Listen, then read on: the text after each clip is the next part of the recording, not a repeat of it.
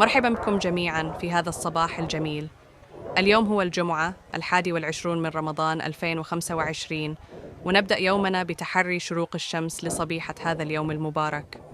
وللأسف لم يظهر شروق الشمس كما نأمل بسبب الغيوم الكثيفة والأمطار التي حالتها جو الصباح. كما أود أن أشارككم بعض العلامات التي تشير إلى ليلة القدر، فهي تتميز بأن يكون الجو معتدلاً والسكينة تغمر الأرجاء مع صفاء السماء. واليوم مع الظروف الجوية التي نشهدها نرى أن هذه الليلة لا تنطبق عليها شروط ليلة القدر، إذ أن الطقس ليس معتدلاً كما يجب. أتمنى لكم صباحاً هادئاً ومليئاً بالأمل والطمأنينة، واستمروا في متابعة المراقبة والتأمل في آيات الطبيعة التي تذكرنا بعظمة